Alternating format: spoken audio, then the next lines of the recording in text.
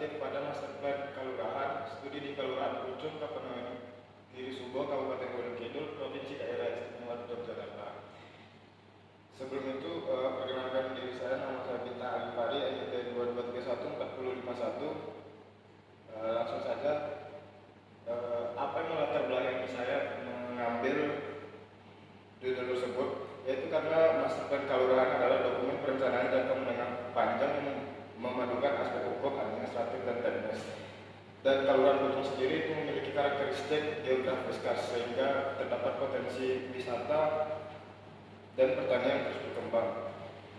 Dan juga itu Master Plan belum banyak diteliti dari aspek yuridis dan aspek administratifnya, yang mana dua sisi yang saling melengkapi. Selain itu, di Kelurahan Pucung, Master Plan telah disusun pada tahun 2022 hingga 2023. Kemudian dalam penelitian saya kali ini, saya mengangkat dua rumusan masalah, yaitu bagaimana aspek yuridis dipertimbangkan dalam Master Plan Kelurahan Pucung. Dan yang kedua, bagaimana proses perencanaan Master Plan Kelurahan Pucung dilihat dari teori administrasi pembangunan oleh Kinerja Universitas Unpad, yang bertujuan untuk menganalisis secara yuridis bagaimana aspek hukum dan peraturan perundang-undangan dipertimbangkan dalam penyusunan dan pelaksanaan Master Plan, dan menganalisis sejauh mana proses perencanaan Master Plan telah memenuhi prinsip-prinsip teori administrasi pembangunan. Selanjutnya, ada beberapa landasan teori yang saya gunakan, yaitu yang pertama paradigma fakta sosial, yang mana di sini Master Plan sebagai produk norma hukum dan struktur birokrasi yang mengikat aparat pemerintah desa. Dan kemudian yaitu adalah struktural fungsional, yang mana Master Plan sebagai instrumen integratif yang menyatukan subsistem sosial desa dari adaptasi, tujuan, integrasi, hingga pemeliharaan nilai. Kemudian teori institusionalisme yang menyoroti peran kelembagaan formal, informal seperti Bamuskal, Pak Darwis, dan lain-lain dalam membentuk proses perencanaan desa. Kemudian teori birokrasi yang mengikat dokumen perencanaan bergantung pada formalisasi aturan. Kemudian terakhir ada teori administrasi pembangunan yang memiliki 6 unsur pokok, yaitu tujuan akhir, sasaran dan prioritas, jangka waktu, kendala, sumber daya, dan pelaksanaan pembangunan. Kemudian berikut bagian alur kerangka pemikiran yang sudah saya sederhanakan. Kemudian masuk ke bab 3, metodologi penelitian. Pada penelitian kali ini saya menggunakan metode penelitian kualitatif deskriptif agar menggambarkan secara sistematik dan faktual atas kedudukan Master Plan dalam kerangka hukum dan administrasi desa.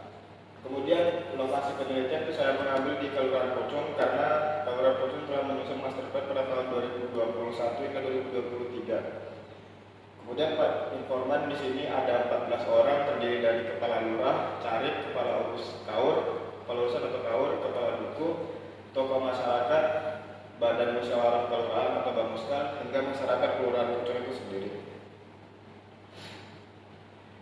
Kemudian jenis dan sumber data saya terbagi menjadi dua, yaitu data primer dan data sekunder. Data primer didapatkan dari wawancara dan observasi lapangan, data sekunder dari studi literatur. Kemudian teknik pengumpulan datanya itu ada wawancara semi struktur, studi dokumen, dan observasi partisipatif. Kemudian teknik analisis data saya menggunakan teknik yang dijalankan oleh Nice dan Cooperman, yaitu dengan mereduksi data, kemudian menyajikan data dan menarik kesimpulan atau verifikasi. Selanjutnya bab 4, profil wilayah Kelurahan Pucung. Luas wilayah Kelurahan Pucung sendiri itu 1.442 hektar, yang mana Kelurahan Pucung terletak di sisi tenggara Kabupaten Gunung Kidul, berbatasan langsung dengan Samudra Hindia, dan merupakan bagian dari kawasan khas Gunung Sewu. Terdiri dari 10 padukuhan dan jumlah penduduknya 3.475 jiwa, dan dependensi rasionya 46,77%.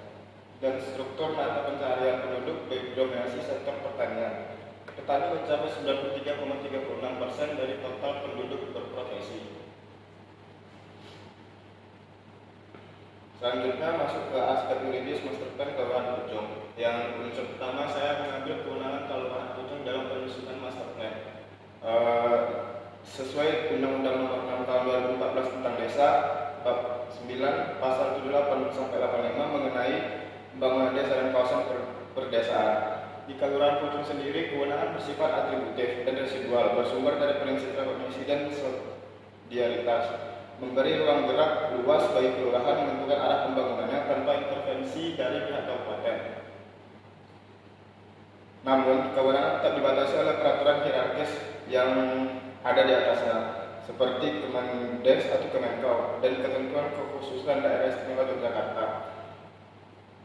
Kemudian ada siklus perencanaan yang merujuk pada Permendagri dan nomor 86 tahun 2017. Menurut Permendagri nomor 86 2017, perencanaan pembuatan dokumen rencana tata ruang itu terdiri dari 4 tahap. Yang pertama, pengumpulan dan pengolahan data. Di Kelurahan Pucung sendiri terdapat musyawarah dusun, yang mana di tiap padukuhan menghasilkan data fisik, sosial, ekonomi, dan spasial. Kemudian terdapat step perumusan visi dan misi yang dikeluarkan ketika musyawarah kelurahan. Kemudian terdapat musrenbang, musyawarah berjenjang melibatkan Bamuskal, perangkat kelurahan, dan Kapanewon.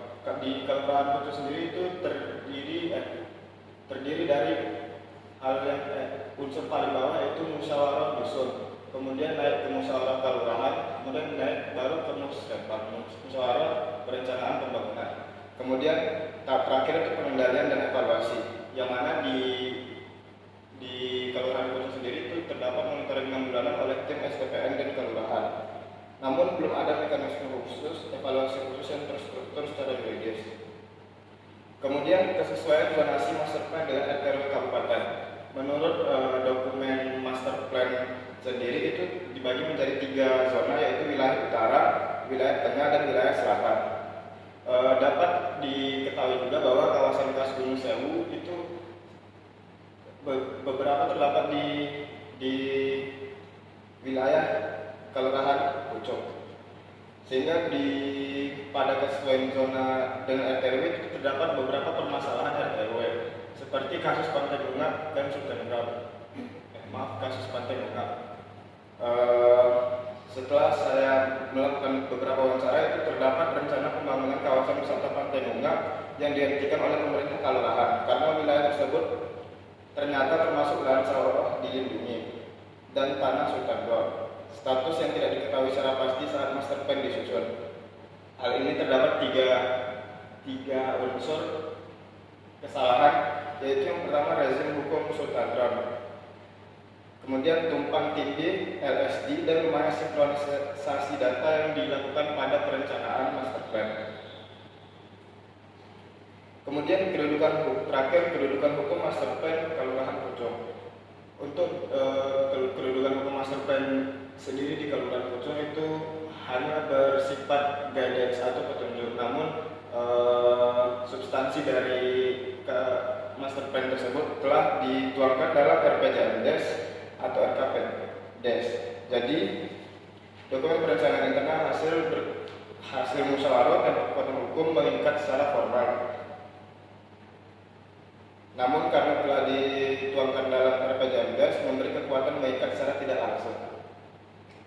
Dalam legitimasinya tetap sah sebagai produk kewenangan desa berdasarkan Undang-Undang Nomor 6 Tahun 2014 yang disusun penuh oleh kelurahan tanpa intervensi kabupaten.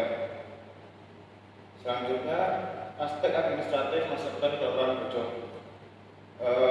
Yang pertama, tujuan di sini sudah digadangkan dalam master plan sendiri, yaitu Pucung Mandara, mandiri, damai, sejahtera. Tujuan akhir dirumuskan dalam pertemuan inisiasi 25 Juli 2021 dengan mensinergikan sektor agraris dengan pariwisata sebagai nilai tambah serta mendorong kemandirian fiskal desa.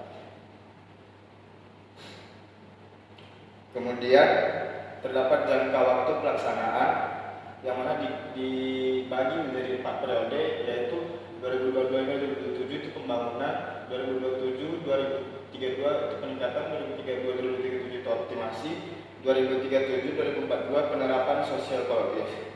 Namun pada kenyataannya untuk jangka waktu pelaksanaan ini cenderung bersifat fleksibel karena terdapat beberapa peraturan-peraturan yang mengintervensi yang berada di atasnya. Dan kendala yang dihadapi itu terdapat tiga kendala utama, yaitu kendala anggaran, kesesuaian status lahan, dan dinamika regulasi.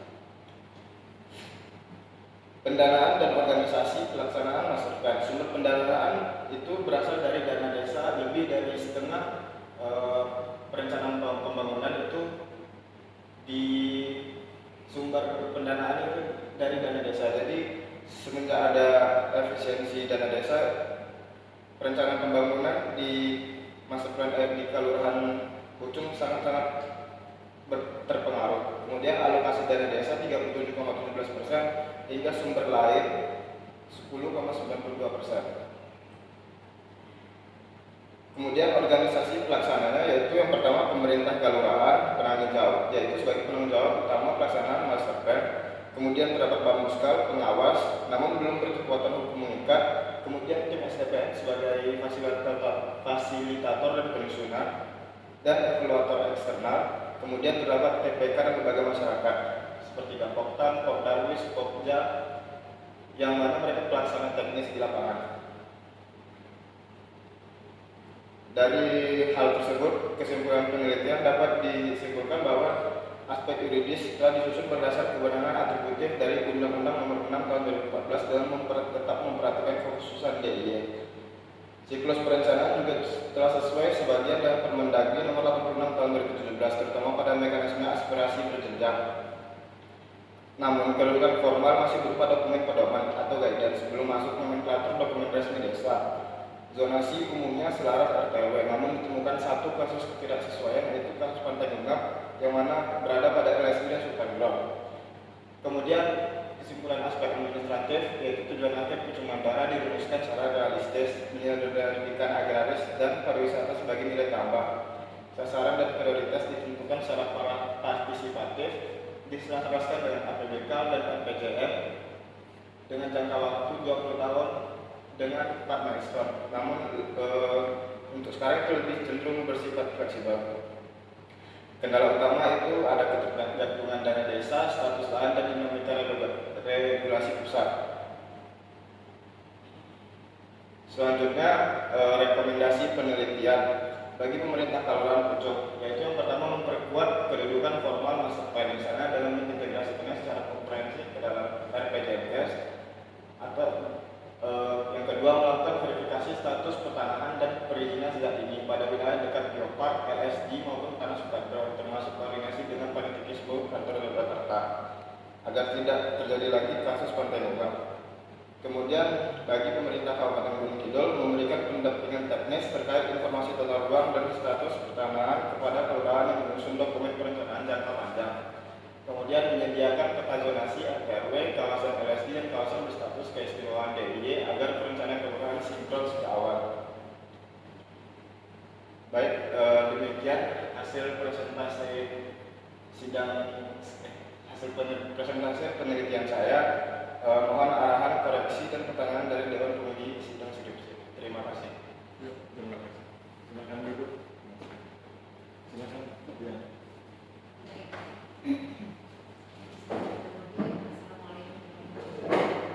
Waalaikumsalam warahmatullahi wabarakatuh. Selamat pagi,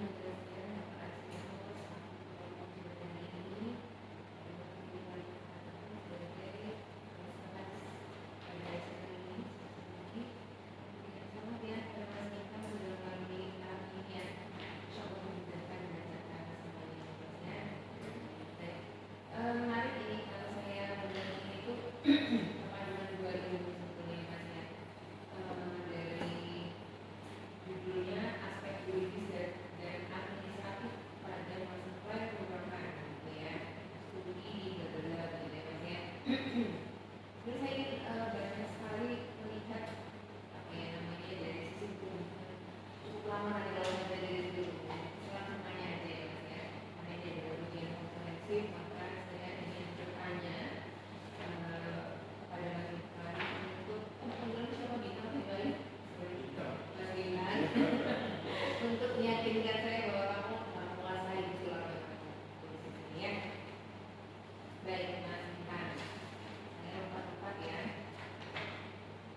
tulisan ini saya mendapati dan tadi disampaikan kepada kami semua bahwa Mas Bintang menyatakan bahwa masa perulangan dapat dijadikan sebagai alat bukti dalam sengketa administrasi pertanahan atau sengketa kekosongan negara. Jadi secara alat bukti dalam perkara atau sengketa TUN itu apa saja? Jadi hukum jawab alat bukti dalam sengketa kekosongan negara. Ada berapa?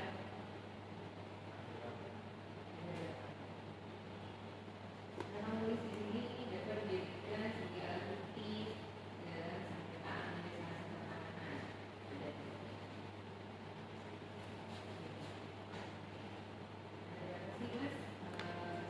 Sengketa namanya alat bukti dalam sengketa kekosongan negara. Jangan-jangan kamu dulu yang mengetahui saya. Jangan sampai lupa.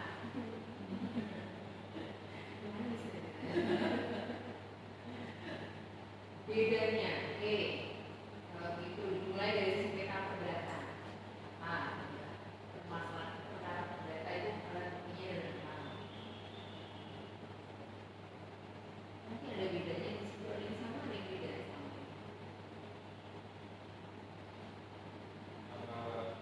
Ada 5, semuanya masing-masing ada 5. Ya, kalau dalam sengketa tata usaha negara itu ada alat bukti surat atau tulisan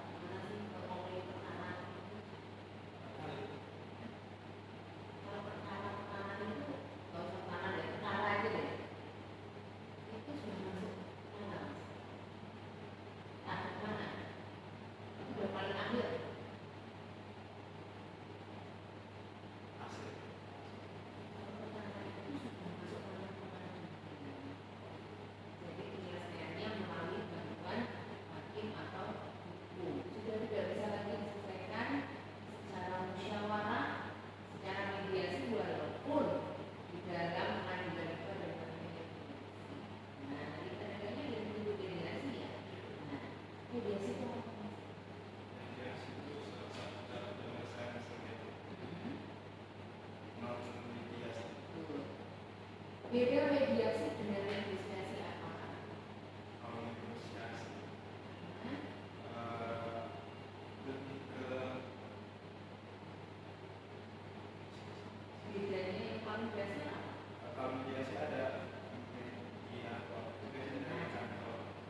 Ada pihak ketiga. Kalau negosiasi wajib nggak ada pihak ketiganya? Para pihaknya dalam negosiasi disebut siapa? Negosiator. Baik. Oke. Pertanyaan selanjutnya. Dua aja nggak usah banyak-banyak bualannya. Apabila pemerintah kelurahan itu mengabaikan, artinya sudah dirancang masa plannya, kemudian diabaikan ketika dalam melakukan pembangunan, itu bisa dianggap melanggar hukum nggak, Mas? Menurut saya sendiri, jika pemerintah suatu kelurahan itu melanggar rencana pembangunan yang sudah tertuang di master plan, itu mungkin karena ada terjadi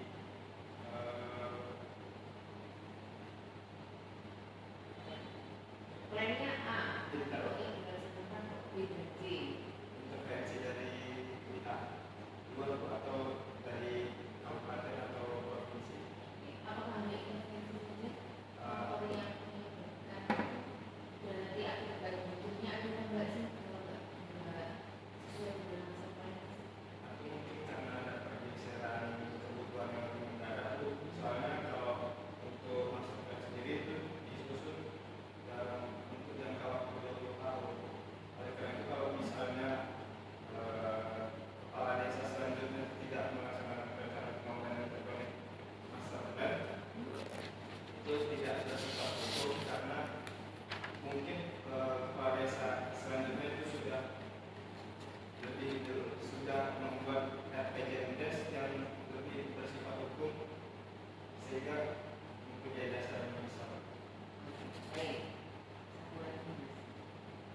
Tadi Mas Bintang menggunakan yang namanya teori administrasi pembangunan ya, secara analisis ya.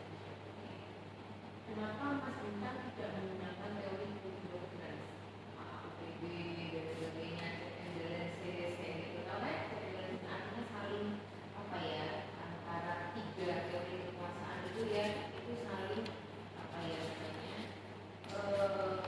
mengkoreksi, tidak boleh dicampur, tapi saling mengingatkan ketika ada sesuatu yang tidak semestinya. Nah, seperti itu. Kenapa tidak menggunakan teori itu, Mas? Kenapa alasan Mas Bintang menggunakan teori administrasi pembangunan itu apa? Kalau asal saya sendiri itu pertama kali karena itu saya masih terlalu buta terkait administrasi dan sedangkan saya sudah dapat tutor itu direkomendasikan sama Pak Aris sehingga saya pertama kali ke perpus yang dapat tuh buku teori administrasi pembangunan oleh Medan Universitas. Oh, beda-beda itu baru ya? Itu di perpus. Ya, luar ada. Ya. Saya juga sambil belajar nih, makanya saya tanyakan kenapa memilih teori itu gitu. Misalnya yang biasa dipakai itu ketika ada seperti ini yang digunakan itu adalah good governance biasanya. Jadi dengan teori administrasi pembangunan apa alasannya? Kamu harus punya dasar. Gitu ya. Kenapa saya pilih ini? Kamu harus punya alasannya. Gitu. Oh, karena bro kasus ini lebih tepat menggunakan teori ini. Karena pisau analisisnya teori benar-benar misalnya seperti itu. Jadi tepat itu.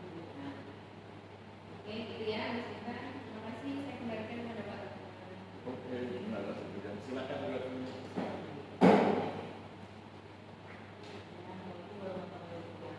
Waalaikumsalam warahmatullahi wabarakatuh.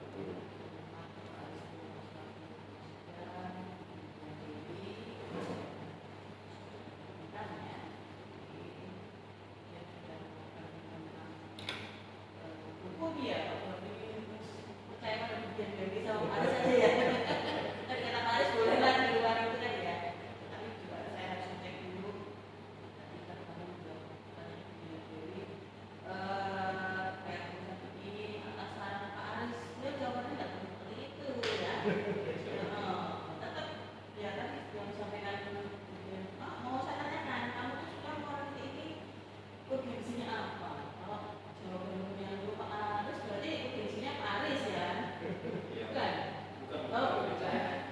lulus harus. Iya. Oh. Apa? Saya itu yang pertama karena master plan ya. Master plan itu jarang ada di suatu desa atau kelurahan. Jadi belum ada kajian atau artikel yang membahas secara rinci terkait aspek ini semua. Ya, ini tadi yang saya benar ya. Yang itu kemudian teori apa yang berhubungan nanti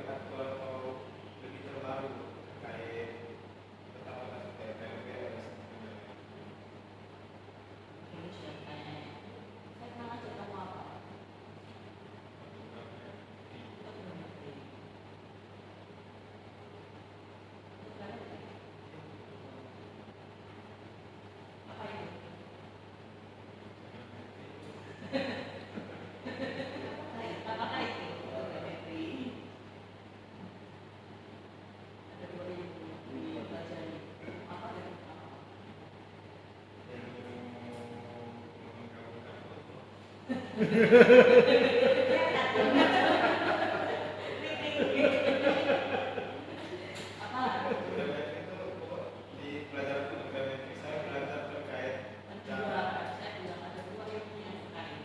Apa? pengukuran dan Ya, itu bagiannya. Akhirnya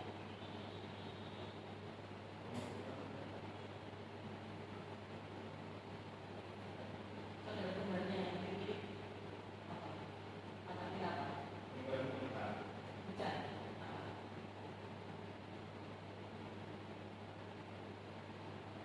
Pinter? Keren? Interpretasi. Ya. Apa itu peta? Satu lagi. Tetap merupakan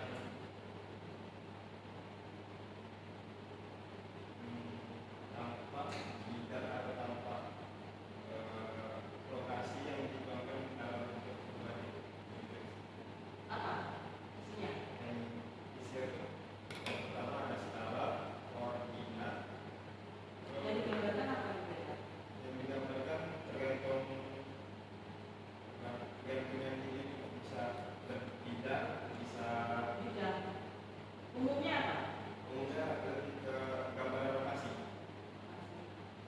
Bukan umum. Bukan. Oke, terima kasih buat ini. Saya ingin melanjutkan pertanyaan Bu Arvini. Nanti saya lanjutkan juga pertanyaan yang kedua. Pertama pertanyaan Bu Arvini tentang peta. Saya minta Mas Bintang jelaskan ke kami bertiga apa kelemahan yang ada pada peta yang terdapat di master plan. Master plan itu kan ada petanya, apa kelemahan? Apa kelemahan peta yang ada di master plan sehingga menghalangi eksekusi?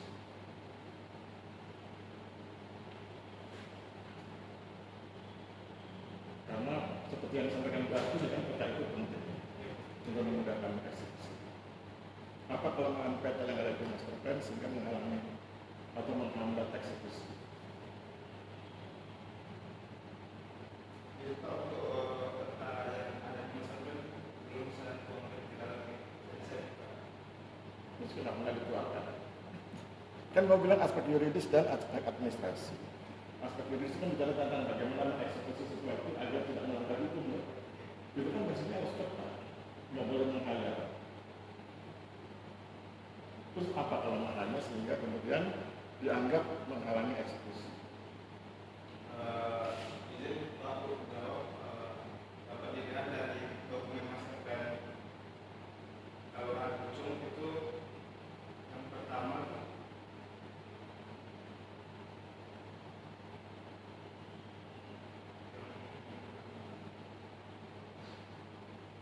dari kendala atau hambatan yang ada di lapangan. Yang pertama itu ada di kasus tata ruang itu Pantai Gunung Apa, yang mana masuk di lahan sawah di Gunung. Mungkin dalam perencanaan pembangunan yang ada di masa Kenapa kamu nggak cerita tentang besaran skala? Kan itu bisa menghalangi eksekusi. Itu kan peta kelurahan. Kalau peta kelurahan harusnya skalanya berapa? Tapi kemudian peta master plan itu skalanya berapa?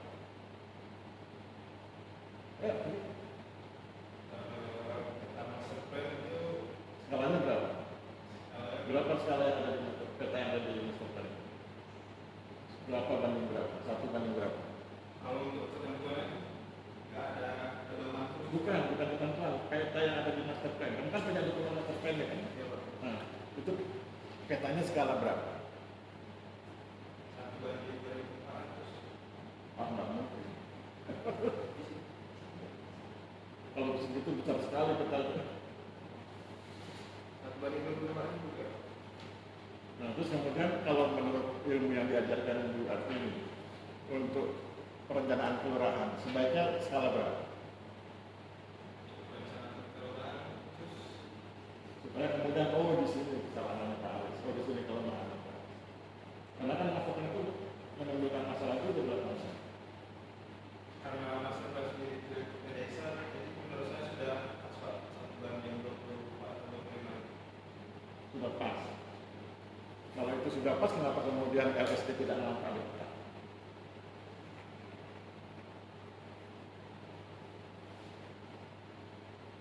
harusnya nampak itu.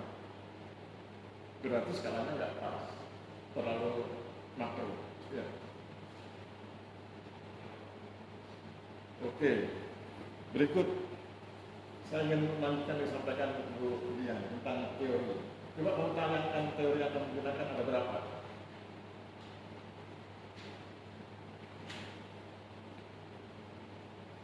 Mana teorinya?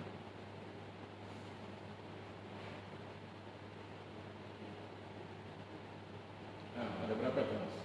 Ada 5. Apakah paradigma faktor sosial itu teori atau bukan? Paradigma faktor sosial. Bukan teori kan? Berarti berapa teorinya? Bukan, hitung teori salah. Teorinya ada 4, paradigma itu kan bukan teori, dia mewadahi banyak teori. Nah, kemudian saya ingin menukik ke teori administrasi pembangunan dari Carlos Smith itu. Apa alasan ilmiahnya ketika kami menggunakan ini sebagai pisau bedah untuk membedah aspek yuridis dan administrasi dalam konteks master plan itu? Apa alasan ilmiahnya? Kan harus ada itu. Menurut saya Pak, teori administrasi pembangunan itu lebih apa yang paling kata sebenarnya lebih menjurus ke dokumen. Ada berapa poin penting dalam administrasi pembangunan yang digagas oleh Carlos Smith? Ada 6 poin Pak. Ada 6 poin. Ada tayangannya 6 poin? Ada bisa ditayangkan? Cuma ini Pak. Belum, nggak bisa diklik, ditayangkan gitu. Oke, ada 6 itu ya. Nah, dari 6 poin itu yang kamu gunakan di lapangan seperti apa ya?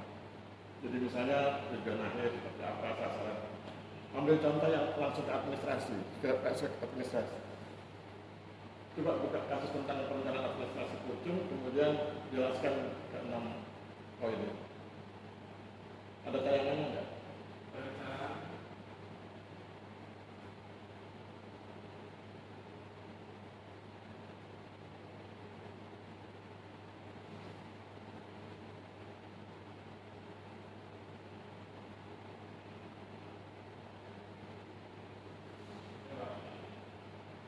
Ya, jelas.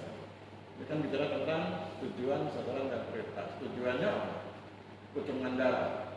Atau apa? Kalau tujuan secara sebenarnya ingin menjadikan energetika sektor agraris, karena kita tahu kalau dalam Pucung itu penduduknya 90% lebih berprofesi sebagai petani. Oke. Jadi dengan sinergi Mensinergikan sektor agraris dengan sektor lain ya, termasuk pariwisata. Nah, ketika kamu ingin menganalisis fakta lapangan dalam konsep sinergi, kan berarti kamu sebetulnya dipaksa untuk menggunakan teori struktural fungsional. Karena teori struktural fungsional kan bicara tentang sinergi. Tapi kenapa kemudian bahasan yang ada di naskah skripsimu, kamu kekeh berada di wilayah teori administrasi? Ketika bicara sinergi, harusnya kamu sudah pindah itu ke teori struktural fungsional, karena teori struktural fungsional itu bicara tentang sinergi para pihak. Tapi di naskahmu, kamu justru masih bertahan di bedahan teori administrasi pembangunan. Sehingga kemudian kamu gagal memperhatikan aspek sinerginya. Coba kamu jelaskan aspek sinergi ini seperti apa? Kalau hanya bertahan menggunakan administrasi pembangunan dan tidak berkenan berpindah ke struktural fungsional.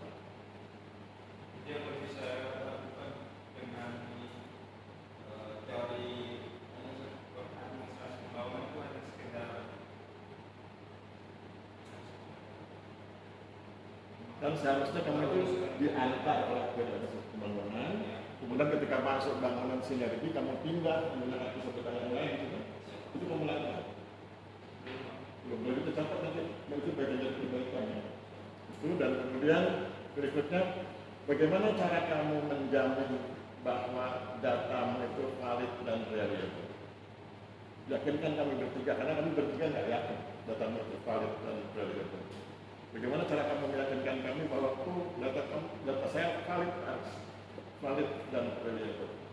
jadi data yang saya dapatkan ini berasal dari hasil wawancara struktur dengan beberapa perangkat desa Pak. Saya melakukan penelitian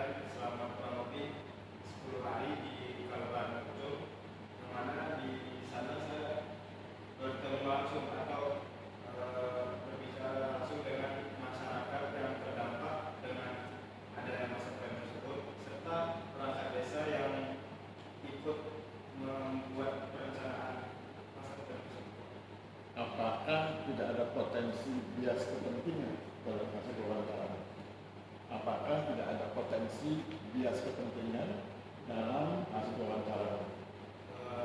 Menurut saya tidak ada, Pak. Soalnya saya dalam wawancara saya itu saya melakukan metode verifikasi. Jadi setelah saya menanyakan hal satu dengan orang ini, saya menanyakan hal yang sama dengan orang lain, Pak.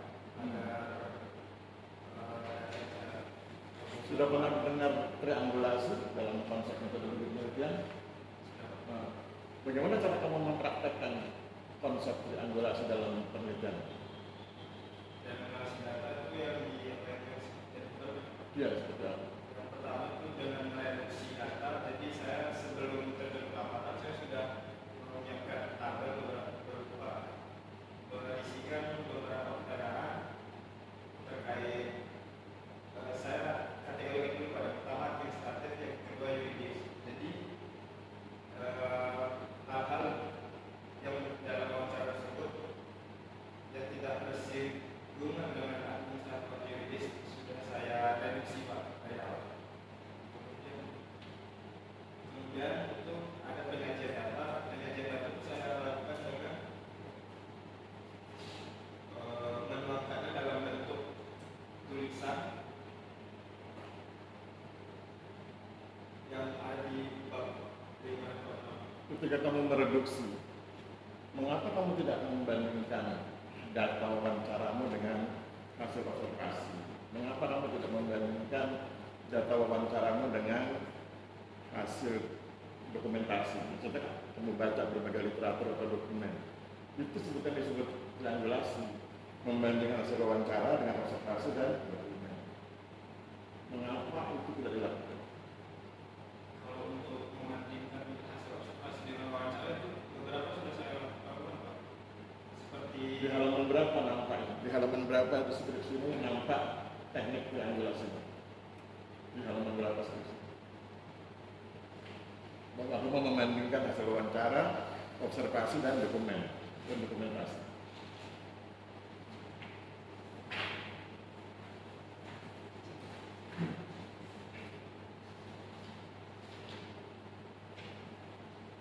Belum ada. Kalau belum ada catat nanti diperbaiki.